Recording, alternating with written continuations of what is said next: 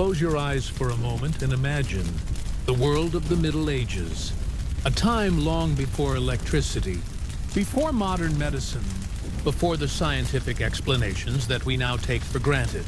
The nights were darker, the winters colder, and the mysteries of life felt endlessly vast.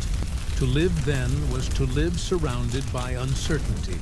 And in that uncertainty, people clung tightly to beliefs, to rituals, and to superstitions.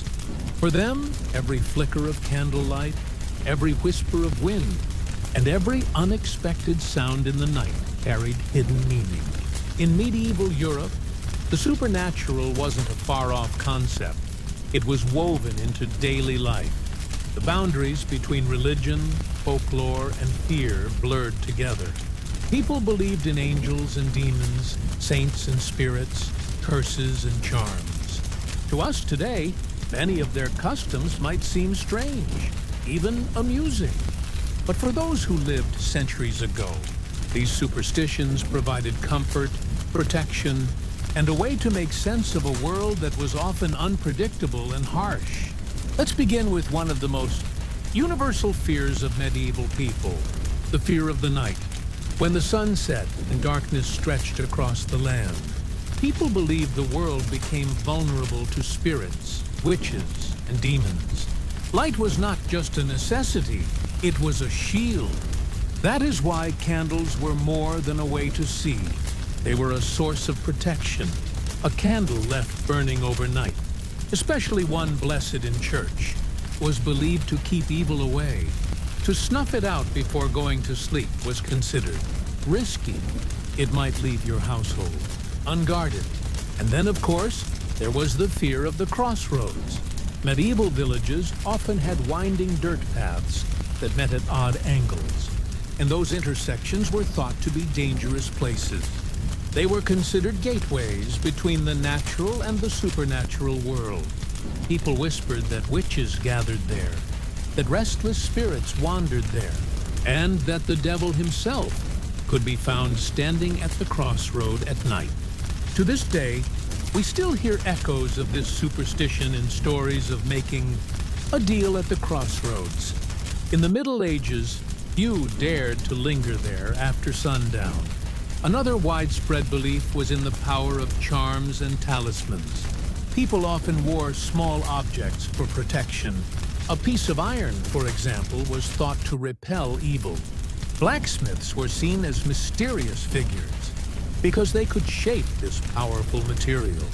Horseshoes made of iron became especially popular, and nailing one above your door was believed to keep away misfortune. Some even believed the shape of the horseshoe, resembling a crescent moon, added extra magical power. But the fears of the medieval world were not limited to the night or to spirits.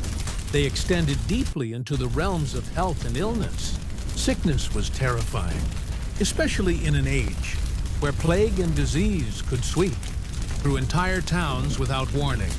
People believed illness was often the result of curses, bad luck, or the influence of the devil. To protect themselves, they used remedies that today might seem unusual. One such practice was carrying dried herbs like rosemary, sage, or lavender. These plants were believed to drive away evil spirits and protect against the bad air thought to cause disease. The bubonic plague, in particular, fueled countless superstitions. When the Black Death swept across Europe in the 14th century, killing millions, people desperately searched for explanations. Some believed it was divine punishment for sin. Others thought it spread through poisoned wells or by the malevolent gaze of witches. Strange rituals emerged, such as carrying a posy of flowers in one's pocket to ward off infection, or ringing church bells to drive the sickness away with sound. Another curious superstition involved animals. Cats, especially black cats, were seen with suspicion. Many believed they were companions of witches, or even witches themselves in disguise. In some regions, cats were hunted or killed, which ironically may have worsened the spread of disease, since fewer cats meant more rats running free. Owls, too, were thought to be omens of death. To hear an owl hooting near your home at night was often seen as a bad sign, a warning that someone nearby would soon pass away. But not all animal-related superstitions were fearful. In fact, some were considered good luck. Finding a toad, for instance, was thought to bring prosperity. Carrying a rabbit's foot, though more common in later centuries, had its roots in earlier beliefs about animals as sources of magical power. In many rural villages, people even believed that sleeping with a hen's egg under your pillow could reveal secrets about the future. Dreams themselves were deeply important in the Middle Ages. They were not simply the brain's wanderings, but were believed to be messages from the divine or from darker forces. A dream of losing teeth was often interpreted as a sign of death in the family. Dreaming of water might symbolize a coming journey. Entire books were written to interpret dreams, blending Christian teachings with folk traditions. A dream wasn't taken lightly. It was a sign to be heeded. Superstitions also shaped how people interacted with the natural world. Take, for example, the belief in sacred trees. Certain trees, such as oaks, yews, or elder trees, were believed to hold powerful spirits. Cutting down such a tree could bring great misfortune. In fact, some villagers would nail bits of clothing or personal belongings to the trunk of a tree as offerings, hoping to gain protection or healing from the spirit believed to dwell within. Water sources, too, were often seen as magical. Springs, wells, and rivers were believed to be places where the natural and supernatural intersected. Some wells were thought to cure sickness if you drank from them. Others were seen as dangerous, haunted by spirits who might drag the unwary to their doom. To toss a coin or token into a well was not only an offering, but an act of respect, ensuring safe passage past the spirits that lingered nearby. And then there were the strange rituals tied to everyday life. For example, spilling salt was considered unlucky. Salt was valuable, and its purity gave it symbolic meaning. To spill it was to waste something sacred. And so people developed the habit of tossing a pinch over the left shoulder, where the devil was believed to lurk, to ward off bad luck. Knocking on wood also has medieval roots. Wood, especially from certain trees, was believed to house spirits. By touching it, you could call upon them for protection. Marriage, birth, and death, all major milestones of life, were also surrounded by superstition. A bride was often considered vulnerable to evil on her wedding day, so charms were sewn into her clothing for protection. Newborns were thought to attract the attention of fairies or malicious spirits, so parents placed iron scissors or a piece of bread near the cradle to keep them safe. And at death, bells were rung to ward off spirits and guide the soul safely to the afterlife. Even the weather carried mystical significance. A sudden storm might be seen as a sign of divine anger. Rain on a wedding day could be taken as a blessing of fertility. A halo around the moon was thought to warn of coming hardship. Farmers, whose lives depended on the rhythms of the seasons, were especially attentive to omens in the sky.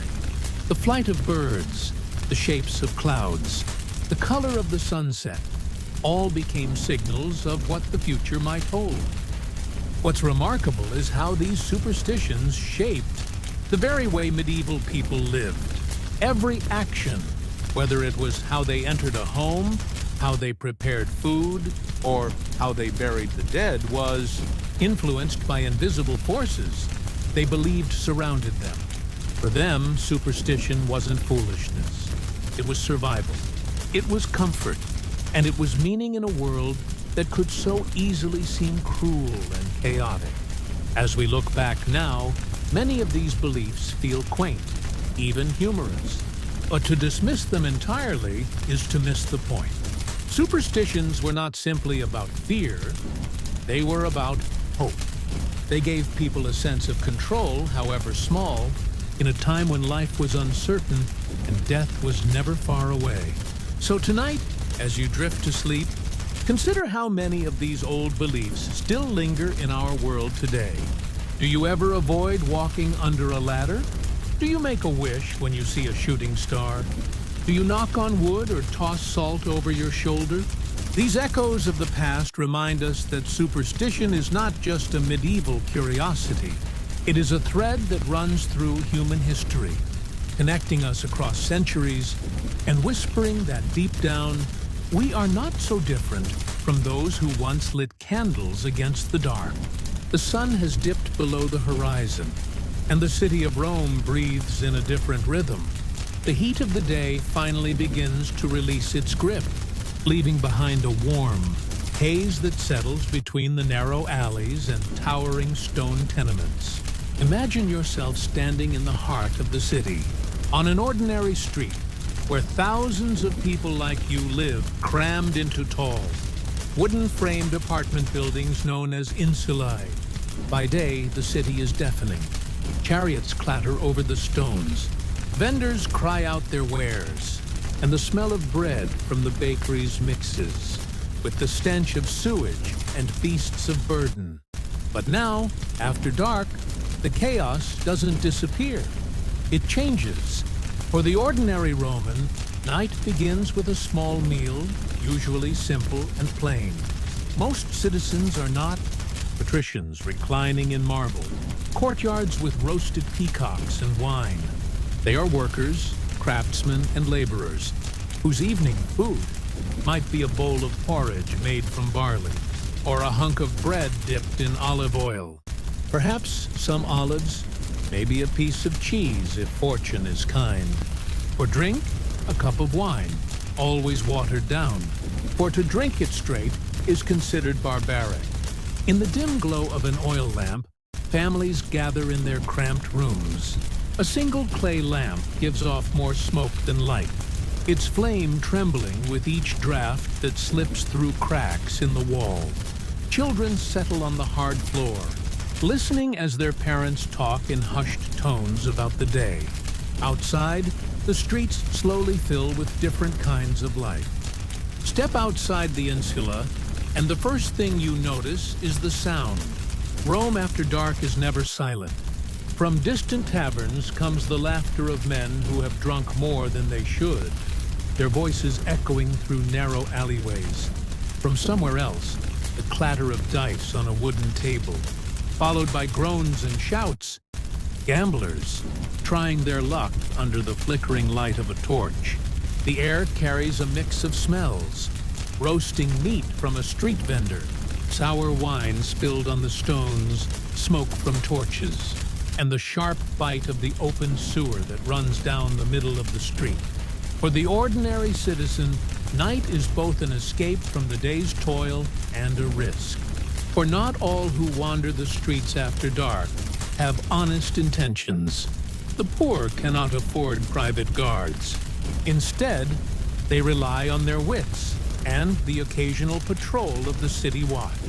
But even those watchmen are few, and they do not always come when called. Shadows are thick between the towering walls of the insulae.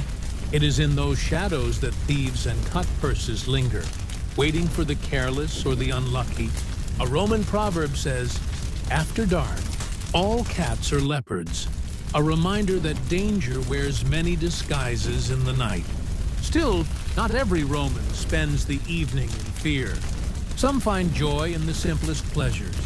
A father might take his child to a small tavern, where for a few copper coins, they can share a plate of beans and listen to a traveling musician pluck the strings of a lyre. Groups of friends gather outside bathhouses, their hair still wet and scented with oils, gossiping about politics, gladiatorial games, and the ever-turning wheel of fortune that rules their lives. As the moon rises higher, oil lamps are lit along the more important streets. But the poorer districts remain in darkness. The stars above are sharp and bright, for the city has no great glow to hide them, only the scattered fires of hearths and torches. Beneath those stars, the city continues to move, restless and alive. Inside the insula again, children curl against their parents, lulled by the hum of distant voices. The night is not entirely safe, but it is familiar.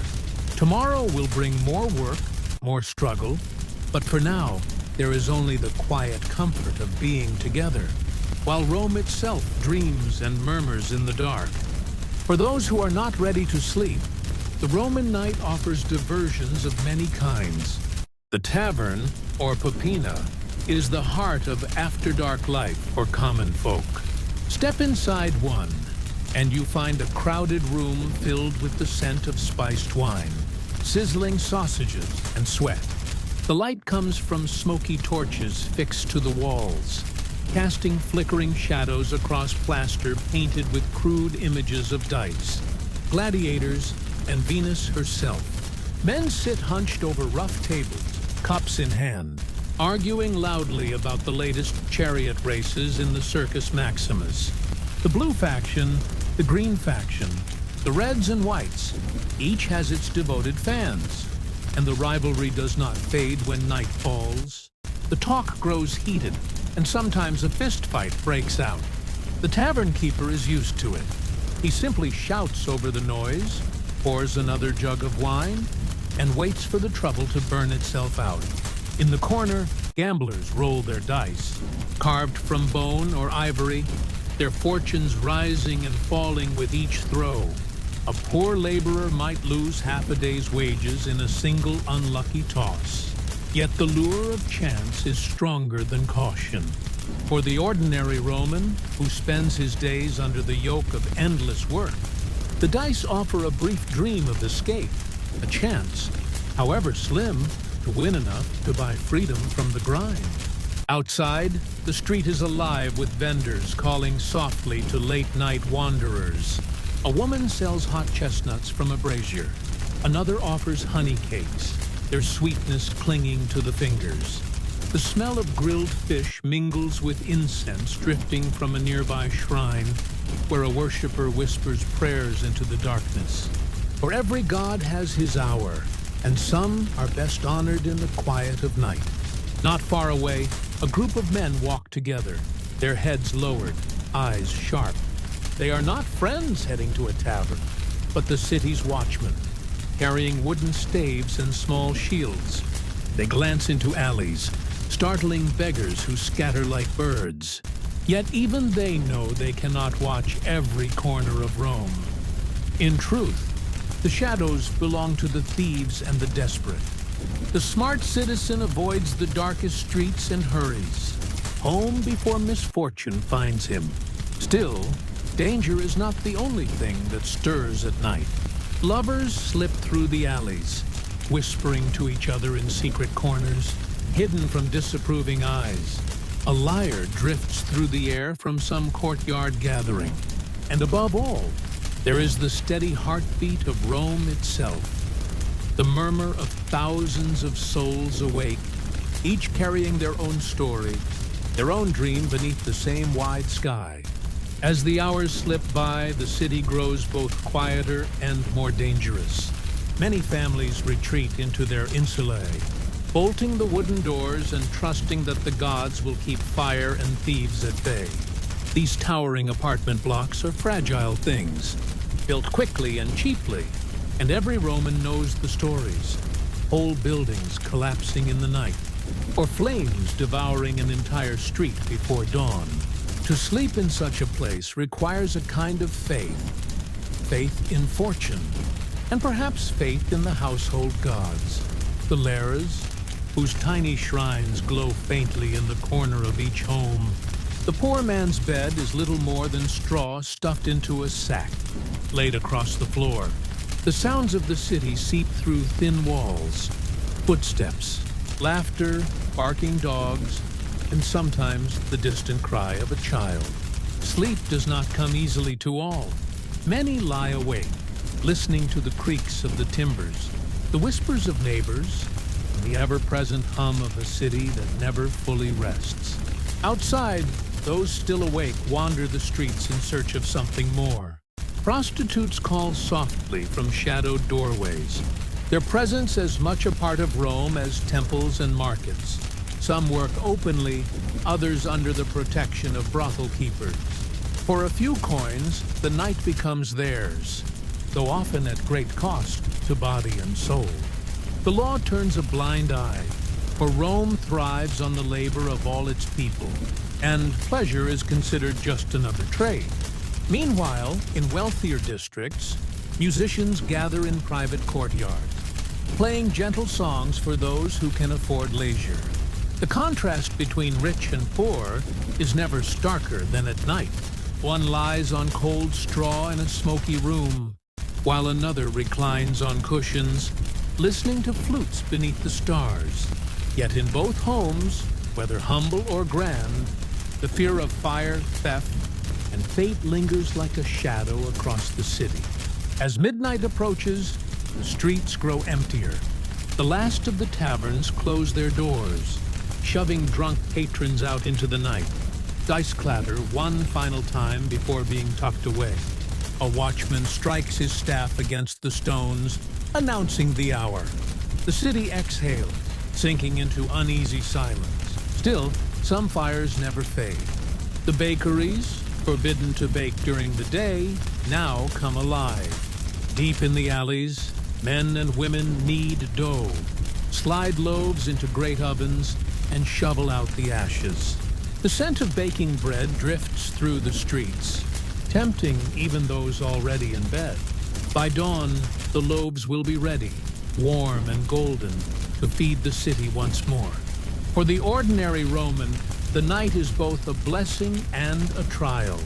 It offers rest, food, and fleeting pleasures. But it also holds thieves, fire, and the heavy hand of chance. And so, as the stars begin to fade and the first pale light touches the rooftops, the city stirs once again. The night of Rome ends not with silence, but with the slow return of clattering carts, shouting vendors, and the endless cycle of life in the greatest city of the ancient world.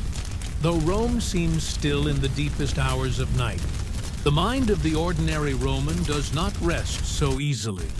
For in darkness, unseen powers are said to stir. To the Roman, the night is the domain of spirits, both kind and cruel. It is whispered that the shades of the unburied dead wander the streets. Restless and hungry, they linger near crossroads, lurking in shadows, whispering to travelers, begging for offerings they were denied in life. Parents hush their children, warning them not to stare too long into the dark corners of a room, lest they invite something unwelcome inside. Housewives sprinkle salt at the threshold, a simple charm against evil. In poorer households, small clay lamps burn until dawn, not only to keep away thieves, but to repel spirits who dislike the light. Superstition weaves itself into every gesture. If a dog howls too long at night, neighbors murmur of ill omens. If a lamp sputters out without reason, it is taken as a warning. Pregnant women whisper prayers to Diana, goddess of the moon, begging her to protect them until daylight.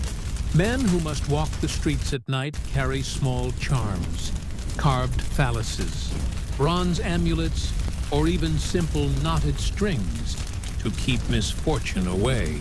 Some believe witches, the strigae, fly through the night air, slipping through cracks in roofs to drain the life from infants as they sleep.